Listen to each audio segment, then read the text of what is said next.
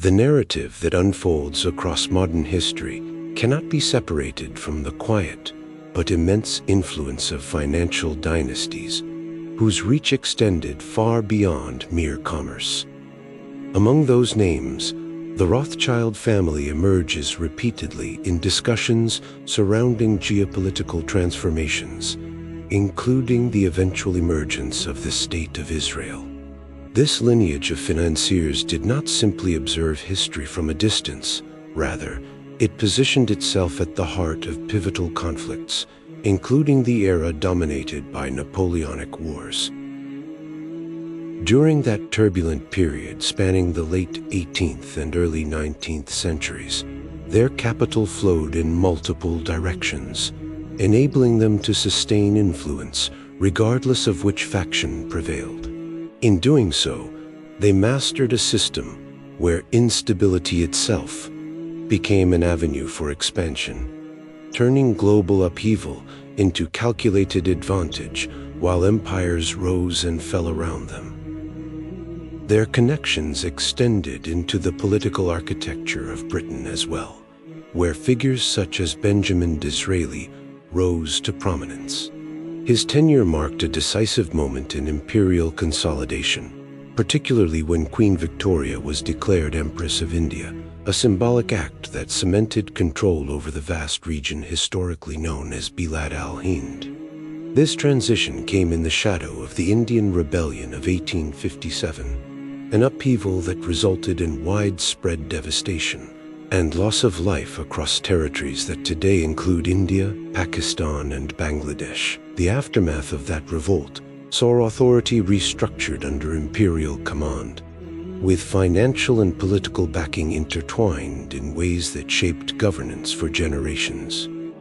What appeared as administrative evolution was, in many respects, a reconfiguration of power guided by interests that operated both visibly and behind the scenes.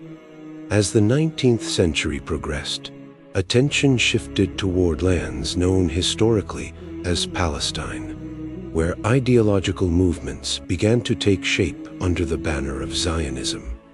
Early leadership figures such as Theodor Herzl attempted diplomatic pathways, even approaching Abdul Hamid II with proposals to acquire territory.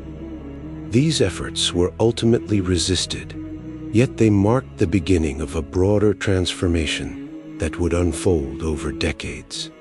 The dissolution of the Ottoman Caliphate in 1924 further accelerated fragmentation across formerly unified regions, giving rise to nation-states defined by borders, identities, and competing ambitions. What had once been a vast and interconnected political entity became a patchwork of states navigating new alliances and rivalries. In more recent times, the global stage has been shaped by advanced military infrastructures and strategic deployments, particularly by the United States. Its defense systems, stationed across various regions, represent both deterrence and projection of power. Yet conflicts involving nations such as Iran have demonstrated that even highly sophisticated systems are not beyond challenge.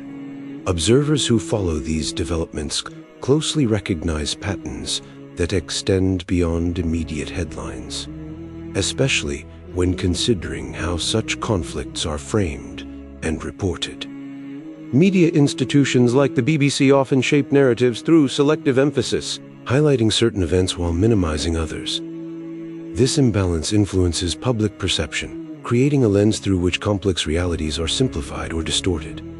Political discourse within countries such as the United Kingdom reveals similar tensions, where figures like Nigel Farage advocate for more assertive engagement while leadership under Keir Starmer navigates a more measured approach. Beneath these debates lies a deeper question regarding the nature of democratic systems themselves. When financial backers, defense industries, and media networks intersect, the boundaries between independent decision-making and influenced policy become increasingly blurred.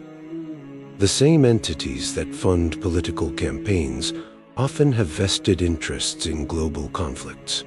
creating a cycle where economic incentives align with prolonged instability. Understanding this interconnected structure is essential for interpreting not only policy decisions, but also the narratives that accompany them.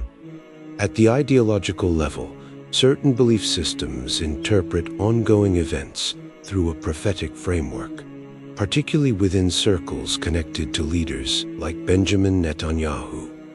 These perspectives are influenced by interpretations of messianic expectations, which differ significantly across religious traditions.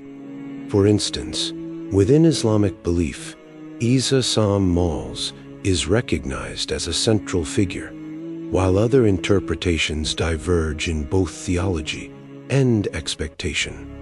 This divergence underscores the complexity of motivations that may influence political actions, where spiritual narratives intersect with strategic objectives. The idea of reconstructing sacred spaces, including sites such as Al-Aqsa Mosque, is often discussed within these frameworks, reflecting ambitions that extend beyond conventional geopolitics. Ultimately, the broader message emerging from these reflections calls for awareness and unity rather than division. Fragmentation along ethnic, linguistic, or sectarian lines weakens collective strength, particularly in times of global uncertainty. As periods of reflection such as Ramadan approach their most significant moments, attention shifts toward acts of compassion and service. Initiatives that provide essential resources, such as clean water to communities in regions like Gaza and Sudan, highlight the enduring importance of humanitarian efforts. The teaching of Prophet Muhammad, emphasizing the virtue of providing water to those in need, serves as a reminder that amidst complex global dynamics, simple acts of care remain among the most profound expressions of faith and responsibility.